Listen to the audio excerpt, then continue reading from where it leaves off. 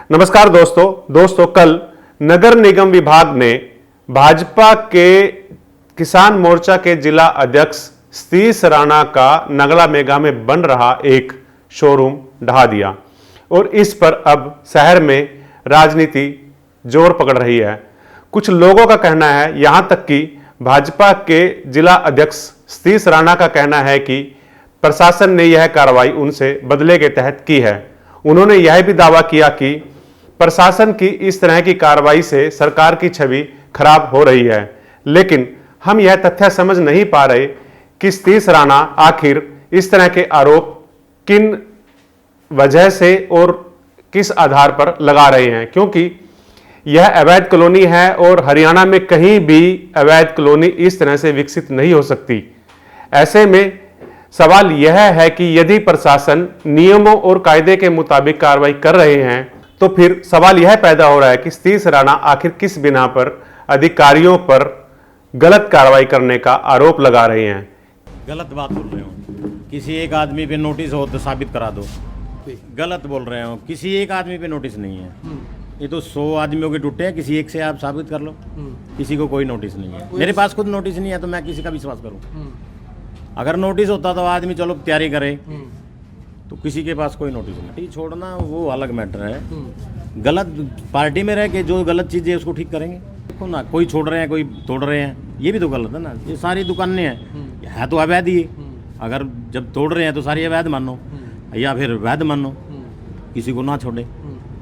तोड़ना तो सब डेवलपमेंट का मतलब क्या होता है? आप इंफ्रा भी दो, डेवलपमेंट, सड़कें बनाओ, पानी दो।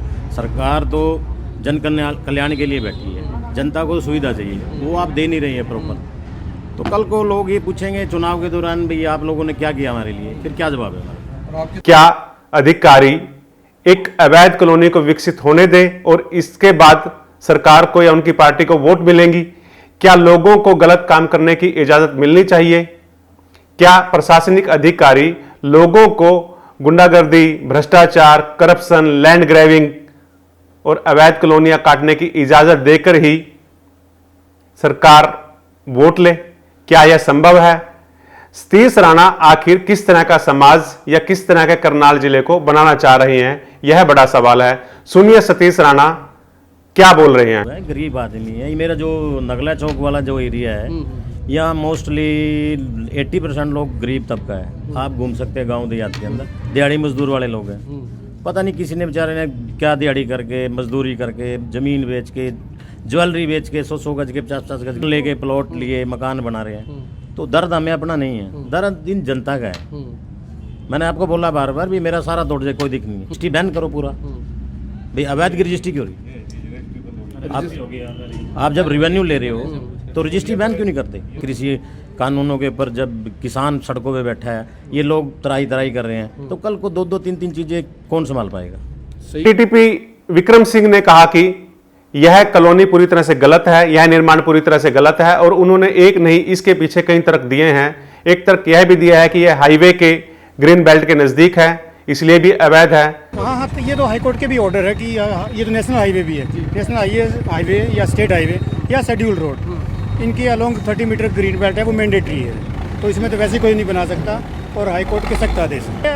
अर्बन एरिया 7A नोटिफाइड जो होता है उससे बाहर है, तो वहाँ बाहर से रजिस्ट्री अलाउड है गवर्नमेंट की तरफ से। रजिस्ट्रियाँ इसकी उनकी हुई होगी, अभी भी करवा सकता है कोई करवाना चाहे, तो ये तो अलाउड है यहाँ। कोई भी नहीं था, मैंने सारी वीडियो देखी है, साहब से मेरी पर्सनल बात भी हुई है, मैं आज भी साहब से बात करके ही आया हूँ यहाँ पे। ऐसे कोई ऑर्डर नहीं है कि जिस पे लेंटर डल गया है। इन लोग, ये तो अंडर कंस्ट्रक्शन है, इन लोगों के शटर तक नहीं लगे हुए हैं। अगर ये पीछे एक बिल्डिंग है, काफ़ी बड़ी बिल्डिंग है, वो तो 4 मंजिल बनी हुई है, उसको भी हमने बात की है साहब से भी कि सर उसको डेमोलिश कर नहीं पाएंगे, हो सकता है कि वो हमारी मशीन के ऊपर गिर जाए। तो अभी साहब के ऑर्डर है कि अगर नहीं कर सकते उसको कम से कम सील तो जरूर करना है, लेकिन कैसे करें क्योंकि शटर ही नहीं लगा हुआ है। तो ये बिल्डिंगें बनी हुई नहीं है।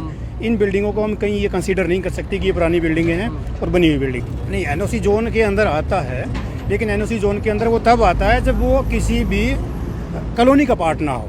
जैसे यहाँ पीछे जाके 1 एकड़ छोड़ के कोई इंडिविजुअल पर्सन अगर आप कुछ बनाना चाहता है तो वो एनओसी जोन है उसके लिए, लेकिन कॉलोनी के लिए एनओसी जोन नहीं है। यहाँ से 2-3 एकड़ छोड़ के कॉलोनी के लिए भी एनओसी जोन है। अगर 4-5 एकड़ जितना मुझे जो नगला मेगा चौक जो है उससे 2-3 एकड़ आगे जाके कोई कॉलोनी काटना चाहे या किसी ने काटी हुई है तो वो हमारे जोन से फ्री। यहां पर निर्माण नहीं हो सकता क्योंकि यह टाउन एंड कंट्री प्लानिंग का इलाका है, इसलिए भी यहां पर निर्माण नहीं हो सकता। डीटीपी विक्रम सिंह ने कई लॉजिक दिए हैं, लेकिन ऐसा लग रहा है कि लैंड माफिया को पुष्पित और पल्लवित करने वाले लोग डीटीपी के तर्कों से सहमत नहीं हैं। हालांकि वह समझ रहे हैं कि डीटीपी सही कह रहे हैं, लेकिन वह दिखा यह रहे हैं कि डीटीपी और सरकार और प्रशासन गलत कर रहा है। अब सवाल यह पैदा हो रहा है कि क्या अवैध कॉलोनियों के खिलाफ प्रशासन को कार्रवाई नहीं करनी चाहिए? क्या यह संभव है? क्या शहर का इसी तरह से अनप्लैन्ड विकास होगा और क्या शहर बेतरतीब तरीके से ही विकसित होंगे? कम से कम बीजेपी की यह नेता सतीश राणा मुझे ऐसा लगता है कि यही चाह रहे हैं, क्योंकि जिस तरह से सतीश राणा फड़फड़ा रहे हैं, उनकी फड़फड़ाहट ना सरकार को लेकर है ना वोट को लेकर है। उनकी फड़फड़ाहट सिर्फ इसलिए है क्योंकि उन्होंने जो गलत काम किया था प्रशासन ने उस गलत काम को रोक दिया। भाजपा के कुछ कार्यकर्ता बार बार सरकार पर यह आरोप लगाते रहे हैं कि उनकी सुनवाई नहीं हो रही है। मुझे लगता है कि इस तरह के आरोप लगाने वालों में सतीश राणा टाइप के नेता ही हैं जो अवैध और गलत काम कराना चाहते हैं, ताकि वो जो गलत काम करे अधिकारी उसके गलत काम को ना रोकें और उसे गलत काम करने का पूरा मौका मिल जाए। दोस्तों, इस तरह के शोरूम आज भले ही हमें बहुत छोटे या छोटी कार्रवाई नजर आ रही हो, लेकिन इसके जैसे जैसे टाइम बीतेगा यही लोग यहां पे बड़े बड़े शोरूम बनाएंगे और इन शोरूमों को बहुत महंगे दाम पर बेच देंगे और फिर सरकार पर दबाव बनाया जाएगा कि इन कॉलोनी को या इन इलाकों को रेगुलराइज किया जाए।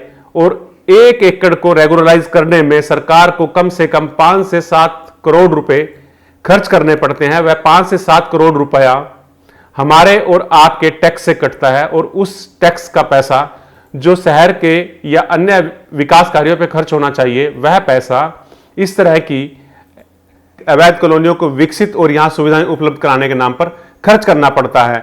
यदि भाजपा नेता को शोरूम बनाने का इतना ही शौक है तो उन्हें चाहिए था कि वह पहले इस जमीन के टुकड़े के इसकी डीटीपी विभाग से, नगर निगम विभाग से एनओसी लेते, एक लाइसेंस लेते, ईडीसी और आईडीसी जमा कराते और इसके बाद ही यहां पर निर्माण कार्य शुरू करते, तो ना सिर्फ यहां पर बेहतर एक इलाका या क्षेत्र विकसित हो सकता था बल्कि एक बड़ा शॉपिंग कॉम्प्लेक्स बन सकता था। लेकिन इसके लिए इन बीजेपी नेता को और यहां जो लैंड माफिया को एक मोटी राशि ईडीसी और आईडीसी की सरकार को जमा करानी पड़ती और सरकार उस पैसे से, ईडीसी और आईडीसी के पैसे से यहां पर विकास कार्य कराती। लेकिन बजाय यह सब करने के इस तरह के लोग चाह यह रहे हैं कि सारा पैसा अपनी जेब में डालकर सरकार को कुछ भी पैसा ना दें और यहां पर उन लोगों को, जो लोग यहां पर प्लाट और मकान और दुकान खरीदते हैं, उन लोगों को गंदगी में रहने के लिए मजबूर करें ताकि वह लोग बार बार चीखते रहें कि यहां पर विकास कार्य कराए जाएं और सरकार पर दबाव बनाया जाए कि यहां पर विकास कार्य हो और हर बार चुनाव में यह मुद्दा बने कि इस इलाके को भी रेगुलराइज किया जाए। और यही मंशा इन लोगों की है। दोस्तों, भाजपा के यह लोग क्या करना चाह रहे हैं? मुझे लगता है कि सतीश राणा जैसे लोगों की वजह से ही पार्टी को नुकसान हो रहा है। प्रशासन की कार्रवाई से निश्चित ही सरकार और भाजपा की छवि बेहतर और अच्छी बन रही है। सीएम मनोहर लाल खट्टर बार बार कहते हैं कि वह भ्रष्टाचार पर जीरो टॉलरेंस की नीति रखते हैं और निश्चित ही करनाल में ऐसा होता नजर भी आ रहा है। अधिकारी सीएम की इन्हीं नीतियों पर, सीएम की इसी सोच पर काम करते नजर आ रहे हैं। लेकिन सतीश राणा जैसे लोग लगता है प्रशासन पर दबाव बनाना चाहते हैं कि प्रशासन गलत काम को ना रोके। मुझे लगता है कि सरकार की छवि अधिकारियों की वजह से नहीं बल्कि सतीश राणा टाइप के नेताओं की वजह से सरकार की छवि खराब हो रही है। सरकार को सोचना चाहिए कि सतीश राणा जैसे लोग अगर पार्टी में रहे और इसी तरह से वो गलत काम करते रहे तो निश्चित ही इससे सरकार की बदनामी होगी, लोग नाराज और परेशान होंगे। मुझे लगता है कि सरकार को सतीश राणा से जवाब तलबी करनी चाहिए कि क्यों उसने एक अवैध कॉलोनी में एक शोरूम विकसित किया। मुझे लगता है कि सतीश राणा से सीएम को या प्रदेश अध्यक्ष को पूछना चाहिए कि क्यों उन्होंने इस तरह की बयानबाजी की जिससे अधिकारियों और प्रशासनिक अधिकारियों का मनोबल डाउन होता हो और उनकी इस बयानबाजी से जनता के बीच में ना सिर्फ सरकार, ना सिर्फ भाजपा बल्कि अधिकारियों की भी छवि धूमिल हुई है। मुझे लगता है कि सरकार, भाजपा के प्रदेश अध्यक्ष को चाहिए कि वह स्थिति से इन सवालों पर जवाब जरूर ले। धन्यवाद दोस्तों। अगर आपको हमारा काम पसंद आया, हमारा वीडियो पसंद आया, तो आप हमें लाइक कर सकते हैं, सब्सक्राइब कर सकते हैं। इससे हमारा हौसला बढ़ेगा और हम इसी तरह से जनहित के मुद्दे उठाते रहेंगे। दोस्तों, तब तक के लिए नमस्कार। जय हिंद।